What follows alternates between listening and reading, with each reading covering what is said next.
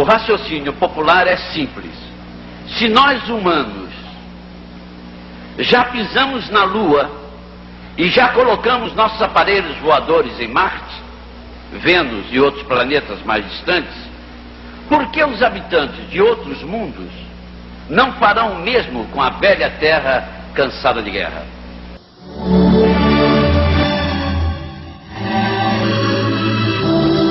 No início, era apenas o céu e a Terra. Naquela época, o homem tinha uma visão ingênua e extremamente simplificada do universo. Ele acreditava que a Terra era plana e que as fronteiras do cosmos podiam ser estabelecidas pelo olho humano. Mas depois, ele descobriu que a Terra não era o centro de tudo. O Sol não passava também de mais uma entre as 100 bilhões de estrelas que existem na nossa galáxia. E que a nossa galáxia, por sua vez, era apenas uma entre as 10 bilhões que tinham sido descobertas pela ciência.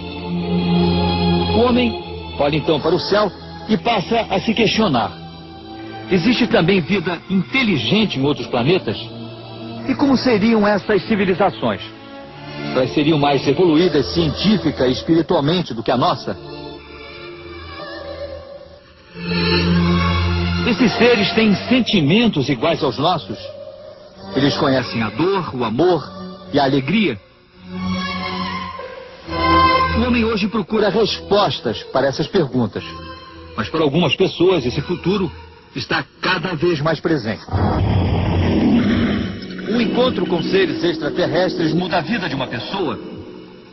Para responder a essa pergunta, a esteticista Maria Bianca nos convidou para assistir uma de suas aulas. Ela que ensina técnicas de controle da mente com tanta autoridade, há alguns anos nem sabia o que era isso. Testemunha de Jeová, apegada às crenças da sua religião, Bianca aprendeu a trabalhar com energias cósmicas depois de um encontro misterioso. Ela lembra de cada cena como se fosse um filme. Tudo começou na noite em que o carro parou no meio de uma estrada e ela levantou os olhos para o céu.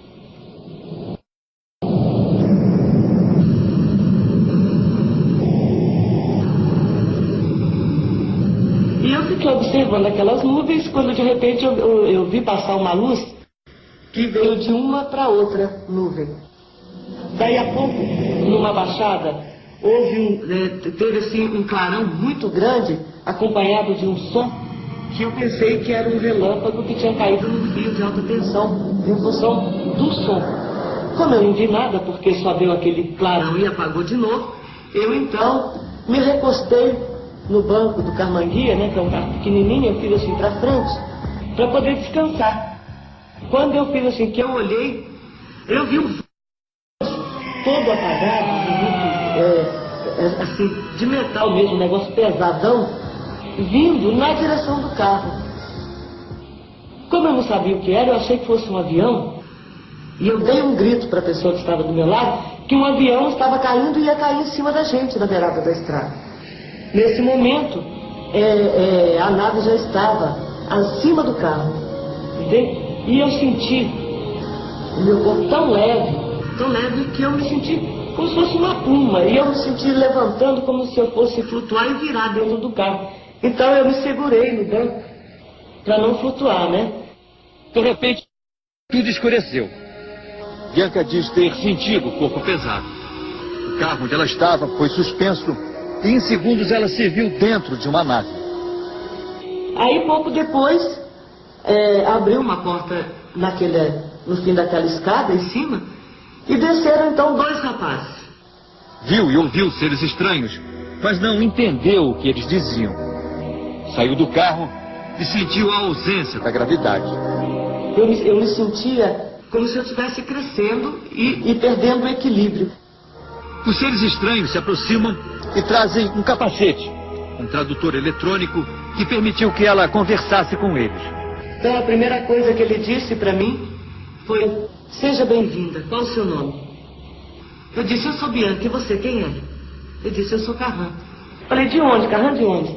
Ele disse: de Clermer. Clermer fica onde? Ele falou: Clermer é uma terra que está numa distância ainda não conhecida do homem da sua terra. Quando alguém duvida da história que ela conta, Bianca pergunta: quem explica como o carro em que ela viajava sumiu da estrada para só reaparecer 2 dias depois, em outro lugar, e a 300 quilômetros de onde estava.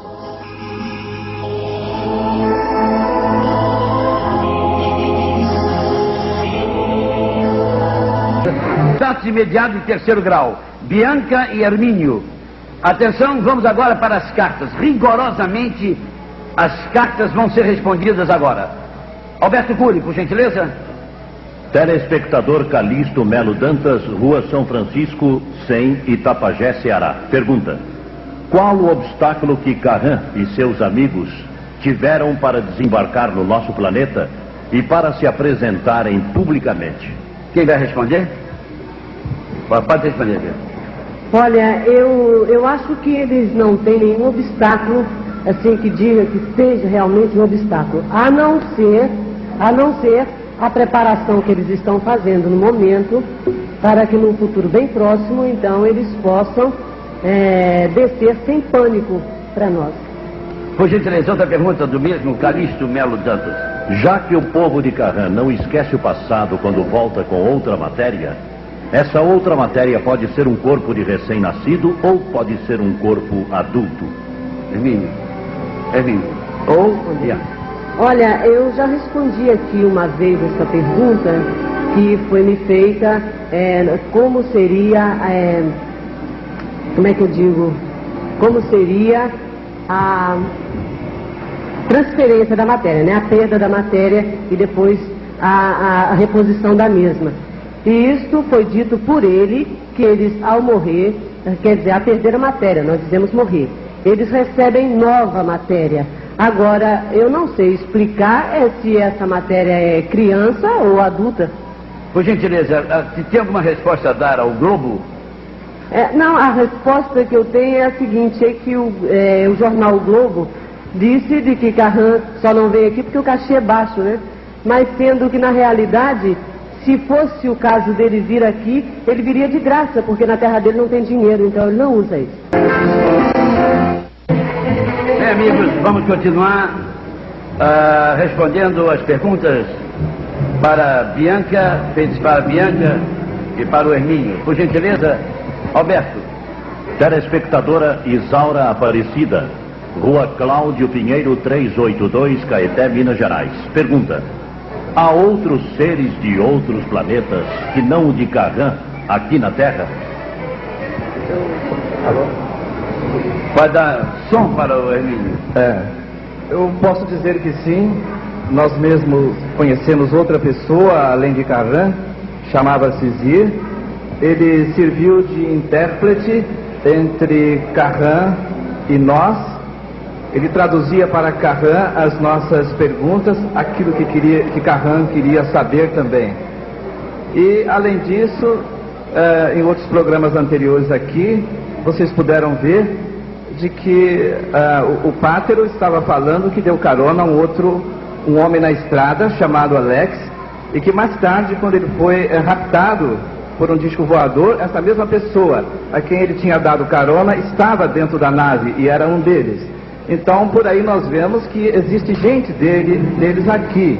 E eu creio que muitas outras pessoas devem saber de mais coisas, apenas não relatam, talvez, porque têm medo de alguma coisa. Hermínio e Bianca, pode me mostrar o retrato falado, por favor? Pode explicar o retrato falado? Aí está o retrato falado.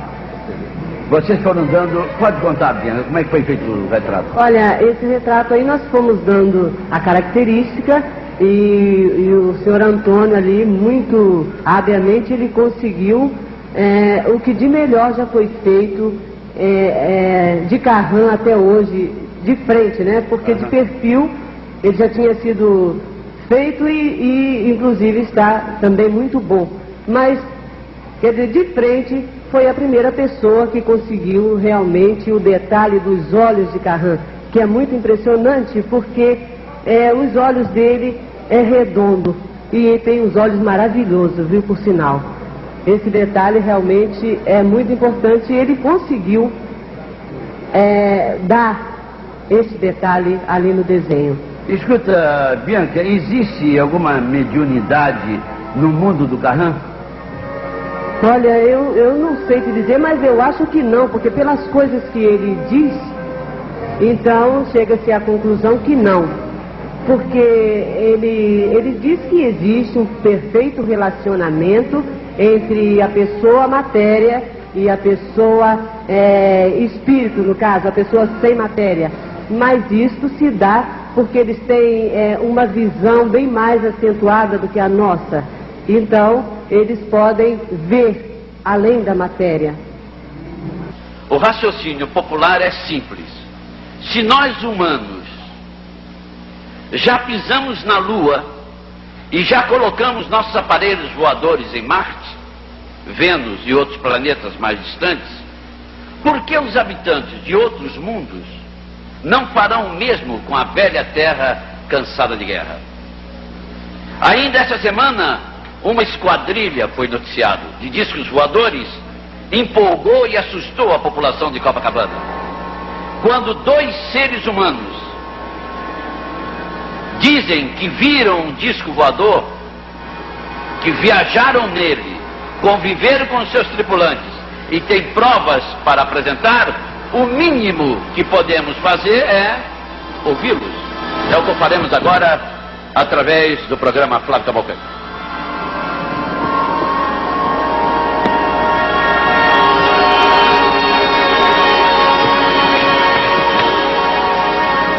Hermínio e Bianca, 10 anos de casados, pais de 3 filhos. Há 2 anos vêm sendo entrevistados, estudados, testados, analisados sigilosamente por um grupo de especialistas da mais alta responsabilidade. Correto? Todos os que trabalham comigo sabem que eu sempre rejeitei, de certa maneira, o assunto disco voador.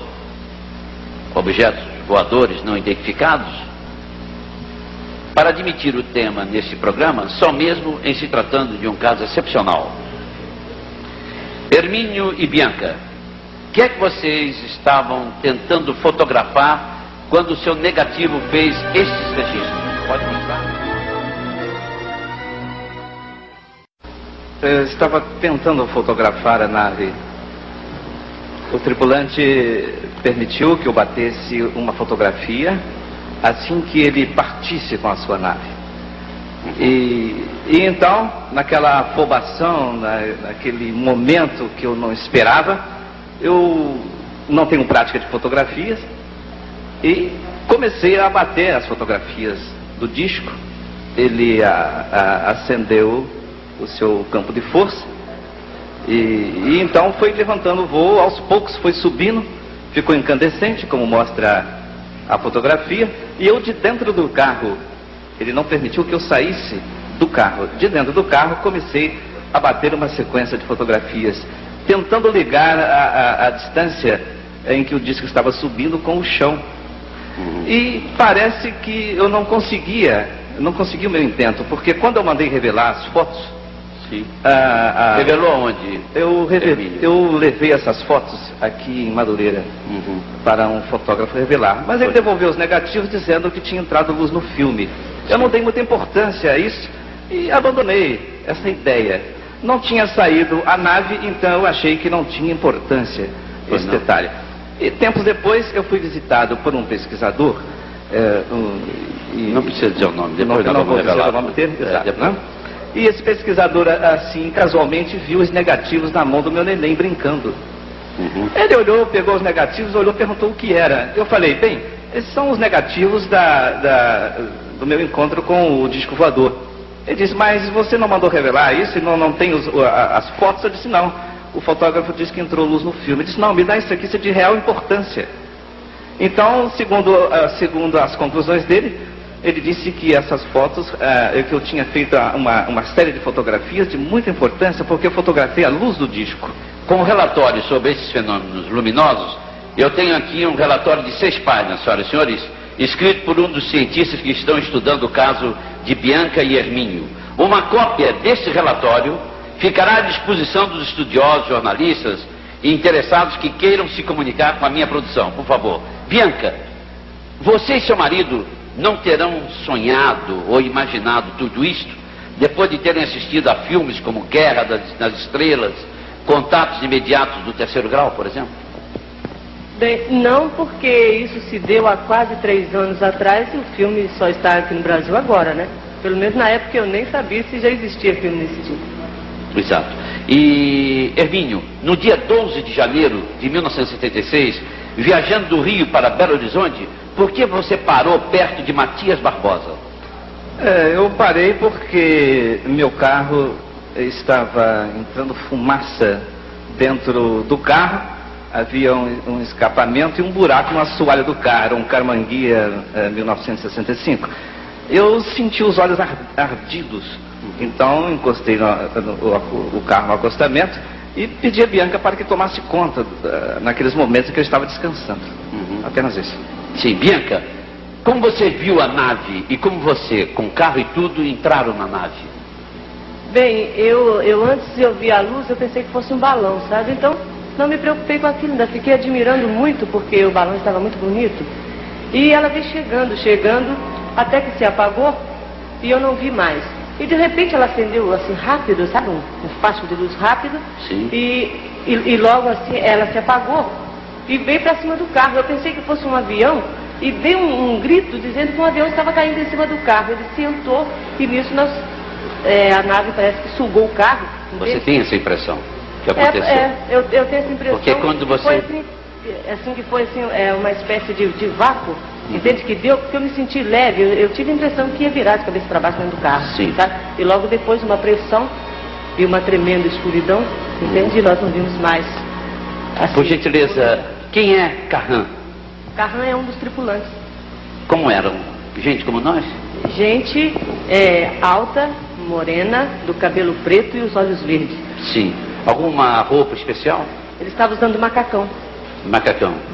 Eles eram todos muito parecidos uns com os outros? Sim, muito parecidos. Eles quando estão juntos, a gente tem a impressão que são gêmeos.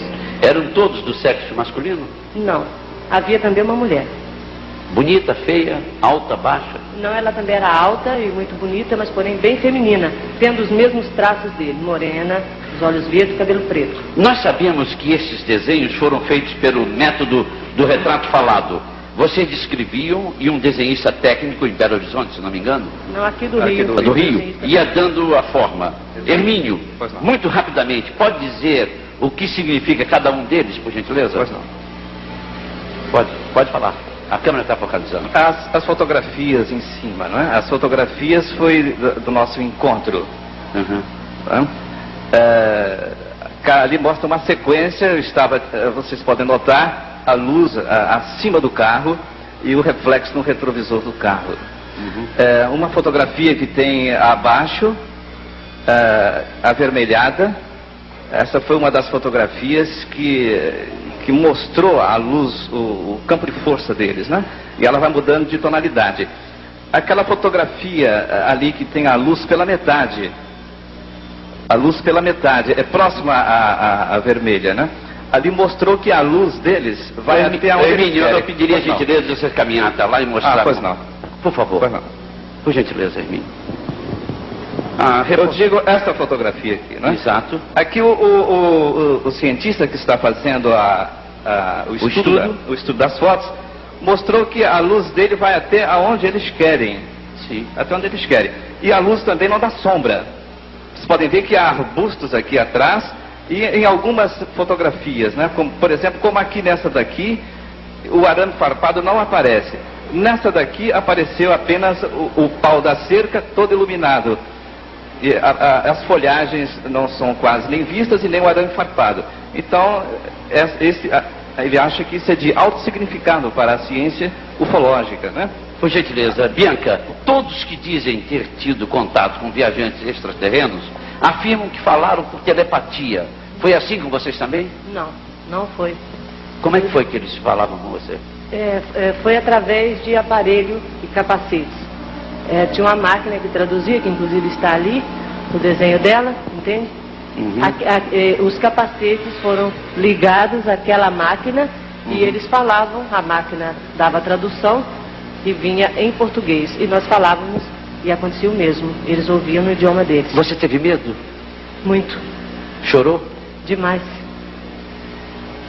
Gritou? Também. Eles são amáveis? São. são muito amáveis.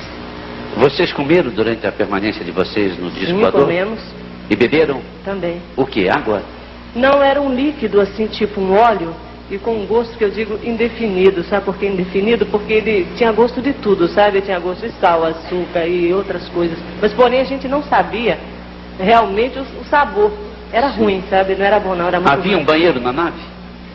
E olha, se havia eu não vi, sabe? Muito embora se eu quisesse ir ao banheiro. Mas quando eu estava para ir ao banheiro, então me deu um sono, sabe? Eu dormi. E quando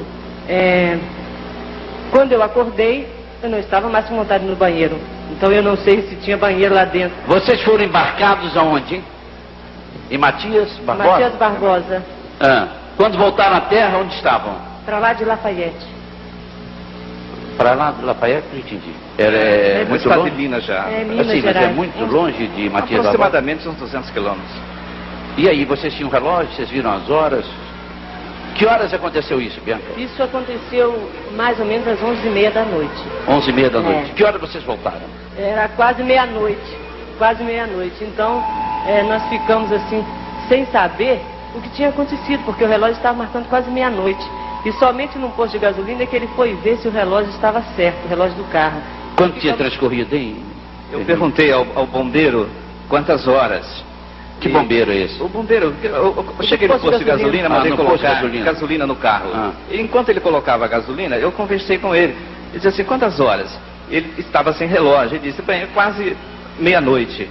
Bom, o relógio do carro marcava aproximadamente essa hora e eu parei mais ou menos entre 11h15, por aí assim, em Matias Barbosa. Como eu poderia estar naquele local, naquele horário? Aí eu perguntei, que dia é hoje? Ele disse, bem, se já passa da meia-noite, é dia 15. É dia 15, é quinta-feira. Então aí chegamos à conclusão da noção do tempo que passamos lá, né? Hermínio, que efeito imediato essa aventura teve sobre sua mulher, Bianca? Bianca, ela, com o transcorrer assim dos dias depois que voltou da nave, ela ficou gaga. Eu Ela fiquei não- muito gaga, sabe? Então hoje eu falando demais, falando Exato, de pouco, mas lá porque dentro, quando me dá uma eu gagueira entrevistei, você tremenda. estava muito mais gaga do que está É agora. porque agora eu tomei um calmantezinho para relaxar. Vocês voltaram a ter outros contatos com o Carran? Sim, voltamos um ano depois, ele marcou de vir e veio. Existe gente de outros planetas morando na Terra? Nós encontramos com um aqui, que ele disse que estava aqui há 2 anos. E essa pessoa, ele foi quem serviu de intérprete no segundo encontro com Carran. Existe gente da Terra morando em outros planetas? Carran disse que sim. Por gentileza, Pois não. eu queria esclarecer ao público o seguinte. Esses dois, eu não posso, no momento, dizer quem são. Isto é, eles são duas criaturas, a mim me parece, muito bem educadas. Eles são muito bem empregados. Eles trabalham numa firma. Eu sei qual é a firma. Cada um ganha muito bem. Tem filhos. E tem muitos amigos, muitas relações de amizade. Tem muita gente dizendo da seriedade dos dois. Eu não estou dando cobertura ao caso. Eu estou explicando o caso a vocês. Agora, a realidade é que em Moscou estão gastando milhões e milhões em pesquisa de disco voador. E levam a sério qualquer testemunho. Nos Estados Unidos, milhões e milhões de dólares. Aqui, nós levamos sempre um deboche. Como eu também levo. Aliás, quero deixar bem claro com o público que quando me trouxeram o caso, eu rejeitei logo o caso. Depois que os conheci pessoalmente e que minha equipe fez uma verdadeira sabatina com eles, é que vimos a seriedade dos dois. Então não estou apresentando, inclusive vou colocá-los à disposição da imprensa domingo que vem. Qualquer pessoa pode fazer qualquer tipo de pergunta. Agora eles estão sujeitos a uma comissão técnica, não é? De estudiosos. Estão estudando Exato. vocês há quanto tempo? Há 2 todo anos esse e tempo. meio. Há 2 anos. Então vejam vocês, é raciocínio claro. Se eles quisessem publicidade, por que esperar 2 anos? Há 2 anos eles estão numa determinada universidade, não estou autorizado a revelar, sendo pesquisados, e na conversa que a gente teve com eles, a gente teve toda a equipe, nós ficamos sentindo que eles são honestos na maneira de narrar o caso. Não há nada muito fantasia, entende? Por gentileza, você se sentou onde quando entrou no disco? Em uma poltrona que eu, quando cheguei, eu achei que era uma mesa, sabe? Eu pensei que fosse uma mesa, porque ela era muito alta, e redonda e grande, então, e retinha em cima. Então eu pensei que fosse uma mesa, o rapaz chegou, me sentou ali, ela afundou e se amoldou o corpo perfeitamente. Você ficou nesse disco voador o tempo todo ou passou para outro?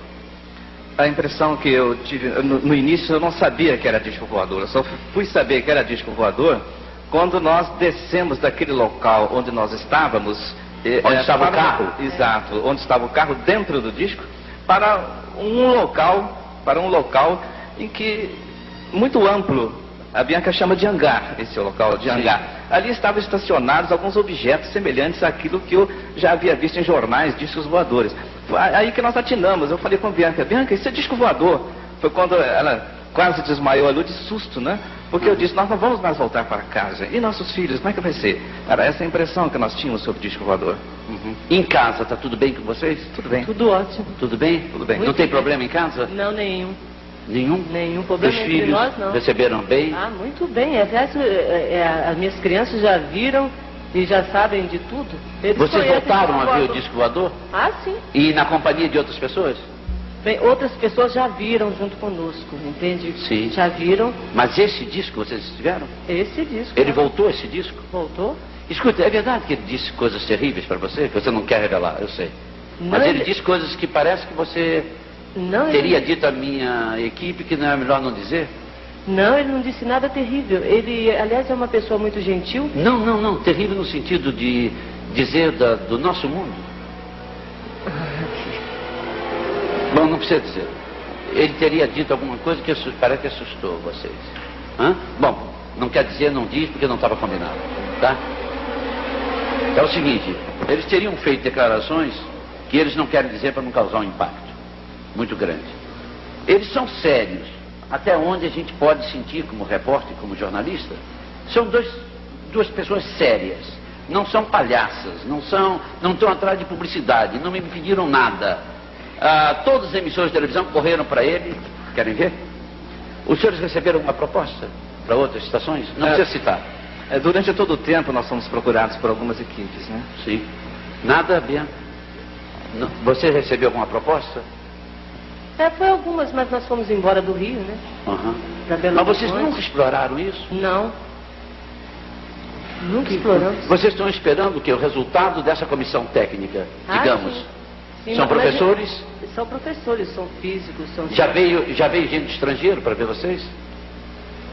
Sim, já veio, mas ele não nos viu não, sabe? Porque nós saímos fora. Vocês tinham medo do ridículo, certo? Para a verdade.